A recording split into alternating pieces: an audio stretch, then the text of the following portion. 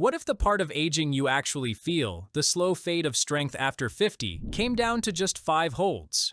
What ages you fastest isn't time, it's muscle quietly disappearing, and these 5 load the muscles that fade first. The 4th hold trains the one muscle that fails before any other. It starts though with the hold that anchors everything else, the wall sit. You probably think aging is something that happens to you, a slow decline you manage but can't stop.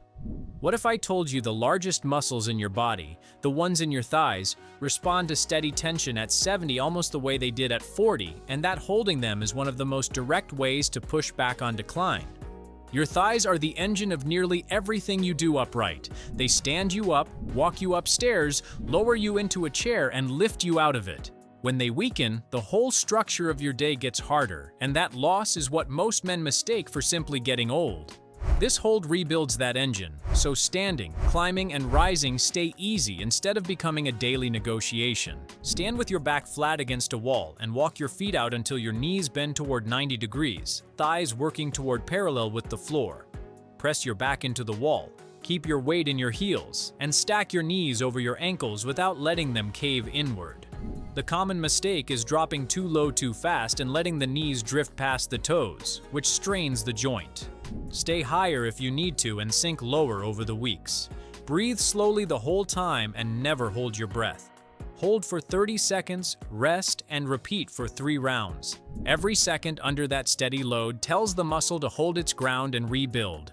And unlike a quick movement that's over in a moment, the sustained tension is what drives the deep adaptation that keeps these muscles from fading. This hold isn't really about your legs. It's about restoring the engine that decides whether you move through your 70s on your own terms or start asking the world to slow down for you. Most men feel the first crack in that engine the day a flight of stairs leaves them winded and gripping the rail. That isn't the stairs, it's the thighs going quiet, and there's a muscle group right behind them that goes quiet even sooner. The glute bridge hold rebuilds the muscles that years of sitting switch off first, and almost no man trains them on purpose. By 60, most men have lost a real share of the muscle they carried at 30, and the glutes are often the first to go, flattened and silenced by decades in a chair. When the largest muscle group in your body stops firing, your lower back takes over work. It was never meant to do. Your hips stiffen, and standing tall starts to take effort you didn't used to spend. This hold brings that whole region back online, so your hips drive your movement again instead of your back straining to cover for them. Lie on your back with your knees bent and your feet flat, about hip-width apart, heels drawn in close. Press through your heels and lift your hips until your body forms a straight line from shoulders to knees. Squeeze your glutes hard at the top and hold, keeping your ribs down so the work stays in the hips and not the lower back. The common mistake is lifting so high you arch through the spine, so stop where your glutes are clearly doing the lifting. If your back complains, lower the height and focus on the squeeze. Hold for 30 seconds, breathing slowly for 3 rounds. Holding this contraction teaches a large, dormant muscle to fire again, and waking it up takes load off your spine while giving your hips back the power that quietly drained away. This is the difference between rising from the floor unaided at 75 and reaching for a hand. Each round is the engine of your hips relearning its job. And the full version of that work, 50 isometric holds drilled by men in their 40s through 60s who want to hold off decline and keep trusting their bodies, lives in the complete ebook I put together, linked below. These 5 hold the line session by session. The 50 are what compound them into strength that doesn't fade. Now to the hold most men get wrong. Have you ever stepped off a curb and felt a small lurch sideways, that quick stagger before you caught yourself? That isn't clumsiness. That's the muscles along the side of your body, the ones that brace you against sideways collapse, going weak from never being asked to work. Almost everything in modern life moves you forward and back. Walking, sitting, standing. Hardly anything trains the muscles that hold you steady side to side, so they fade quietly until the day your balance is tested and they aren't there.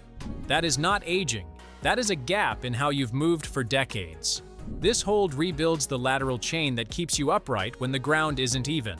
Lie on your side with your forearm on the floor, elbow under your shoulder, and your legs stacked. Press your hip up off the floor until your body forms a straight line from head to feet, supported on your forearm and the side of your lower foot. Hold that line, keeping your hips lifted and your body in one plane, not rotating forward. The common mistake is letting the hips sag toward the floor, which loses the whole point of the hold. If the full version is too much, bend your knees and hold the line from head to knees instead. Hold for 20 to 30 seconds per side for 2 rounds each. Holding this position forces the muscles down your side to brace under load, and that bracing is exactly what catches you when your footing slips in real life. It's like adding a set of guy wires to a tower that only had front and back supports. The structure stops swaying, and there's a hold coming that trains the one muscle that gives out before any of these, the one that decides whether your feet do what you ask in the half second that matters. The men who keep doing these are the ones still moving on their own terms at 80. Subscribe, so the next one finds you. Next, the muscle that fails first. The calf raise hold trains the muscle I promised would surprise you, the one that fails before any other as men age. Here's why it matters more than its size suggests. Your calves are the muscles that fire the instant your balance shifts, the quick stabilizers that catch you when you trip, step off a curb, or feel the ground move under you. They weaken earlier and faster than almost anything else, and when they go, your footing becomes something you no longer fully trust, even if you can't say why. This hold rebuilds the muscle that decides in a split second whether a stumble becomes a fall.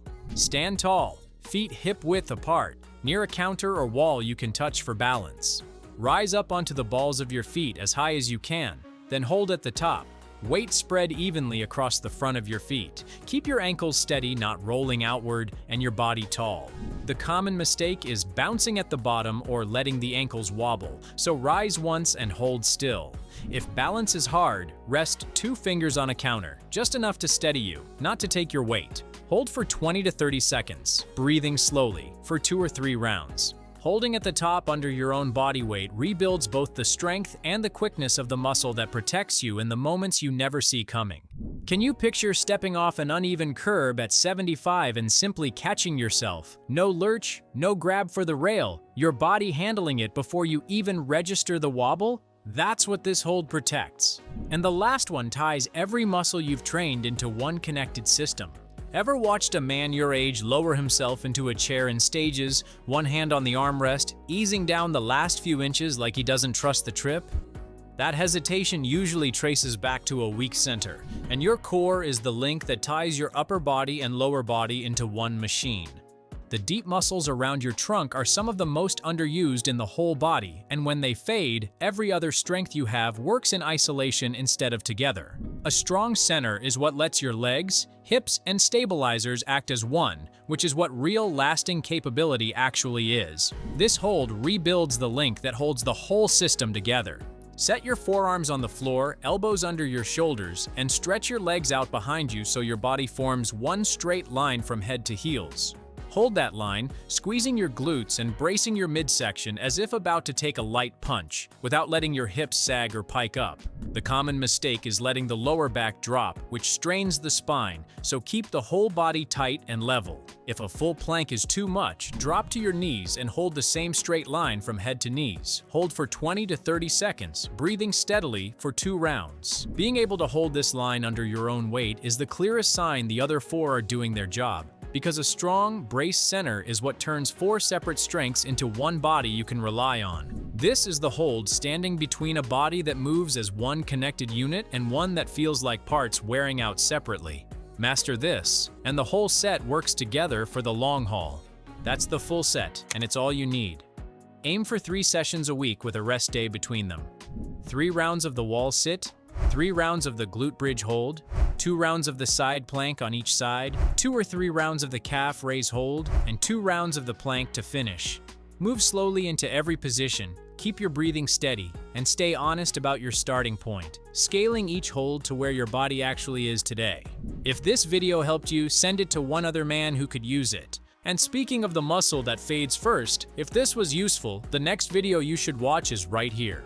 I break down the muscles that disappear earliest as men get older, and most of them aren't where you'd expect. It pairs directly with the holds you just learned.